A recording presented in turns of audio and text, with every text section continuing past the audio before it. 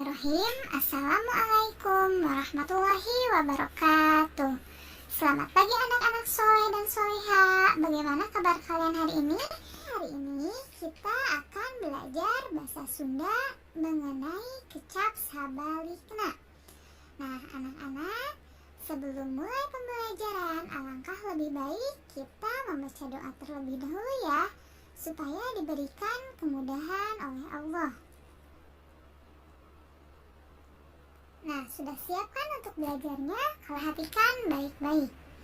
Kecap sabalikna. Kecap sabalikna nyaeta kecap anu ngabogaan harti sabalikna tina kecap nu lainna. Kecap sabalikna disebut oge antonim.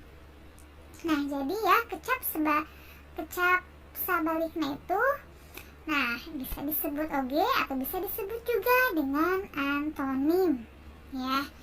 Nah, contohnya indit, antonim ti indit yaitu mulang. Ya, indit itu berangkat, mulang itu adalah pulang. Nah, untuk tanda X di sini ya adalah simbol dari antonim. Ya, paham? Nah, kemudian ini contoh kalimatnya. Kuring indit ka sakola. Nah, setelah itu adina mah kakaramulang ti sakola. Nah, indit ya. Nah, ini indit ya. Kata indit, kemudian antonim dari indit yaitu mulang. Ya, yang ini.